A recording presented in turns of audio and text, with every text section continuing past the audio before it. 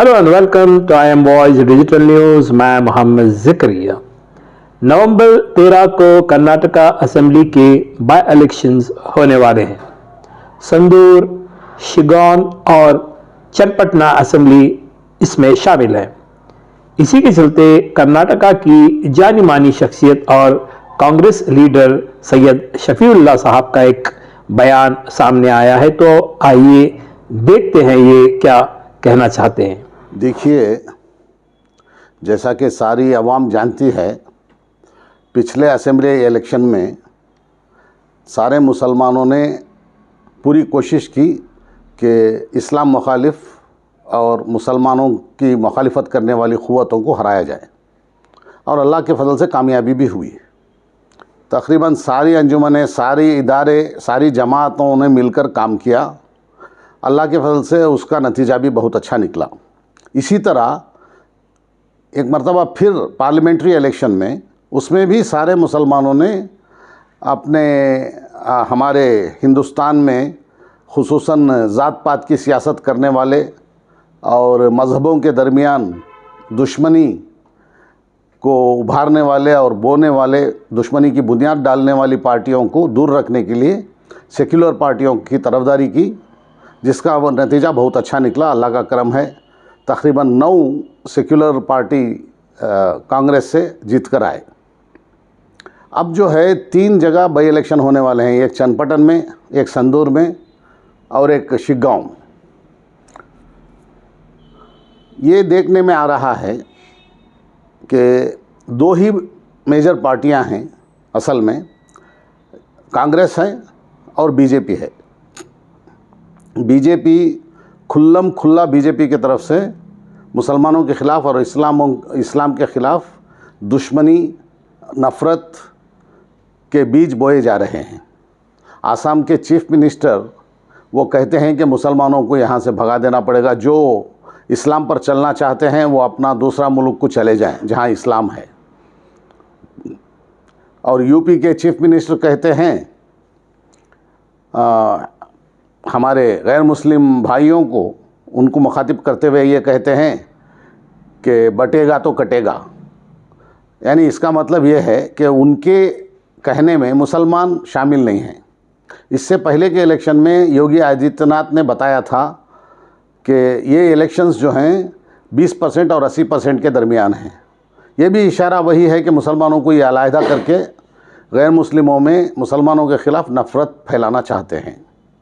अब मामला यहाँ तक चला गया है कि कर्नाटक के एमपी, एमएलए और दीगर वो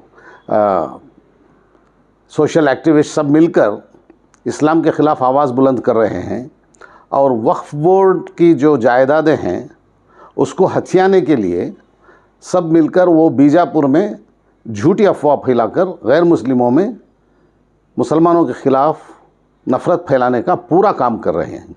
वो सब कुछ इसलिए कर रहे हैं ताकि वो बाई इलेक्शन में बीजेपी जीत सके।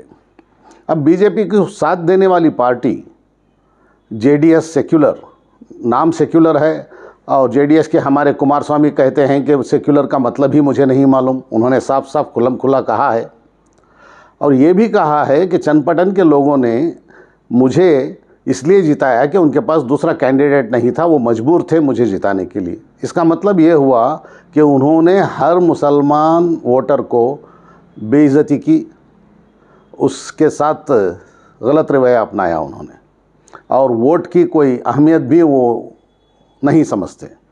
लिहाजा दूसरा ये है कि कई मर्तबा हमारे श्री कुमार स्वामी ने साफ साफ कहा है कि जेडीएस सेक्युलर बीजेपी की फैमिली है।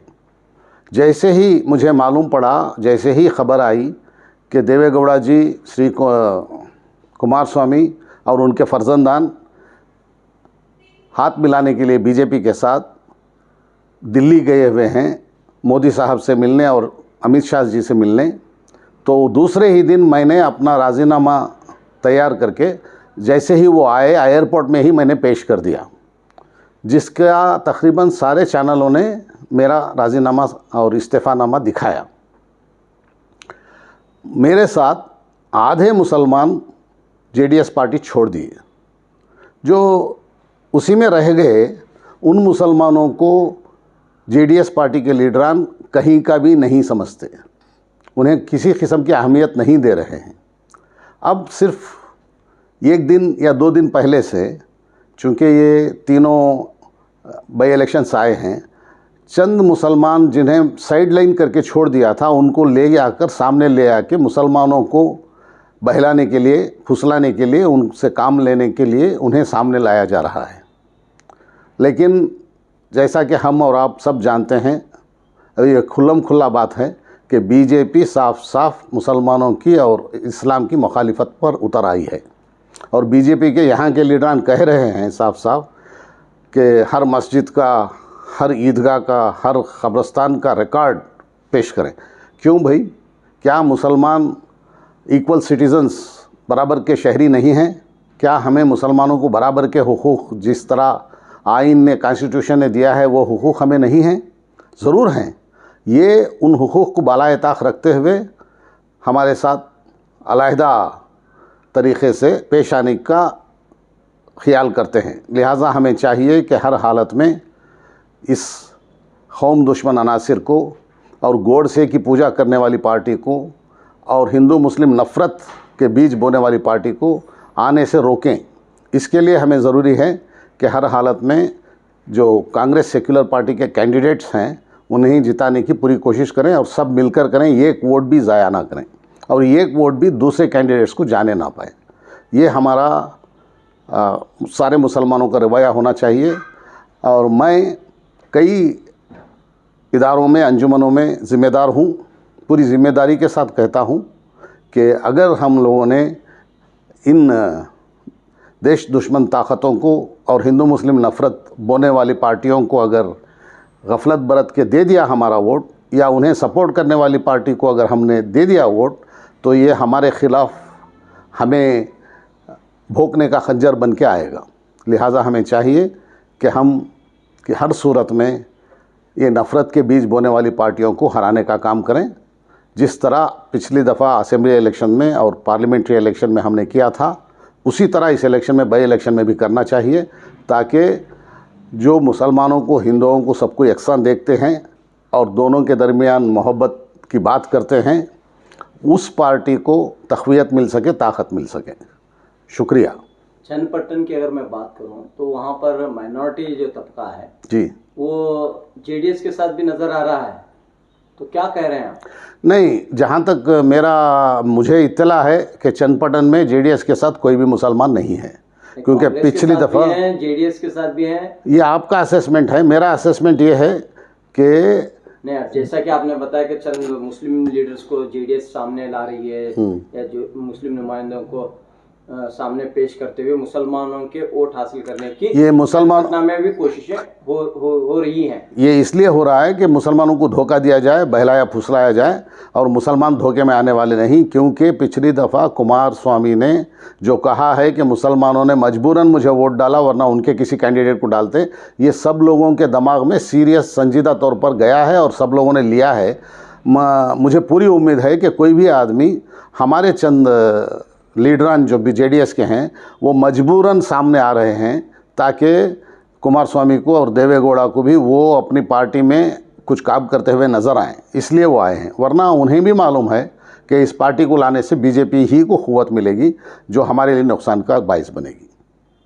तो आखिर में चन्नपट्टन के वोटर्स के लिए आपकी क्या अपील है? मेरी अपील यह है कि चन्नपट्टन का हर वोटर पूरी कोशिश करे कि वो कांग्रेस के कैंडिडेट को जिताए, चाहे वो कांग्रेस का कैंडिडेट फिर से कोई पार्टी में जाने वाला ही क्यों ना हो, इसके बावजूद उसे ही जिताना है, ताकि हमारा एक मैसेज जाए कि हम हिंदू मुस्लिम नफ़रत की बुनियाद डालने वालों को हरगिज़ इलेक्ट नहीं करते।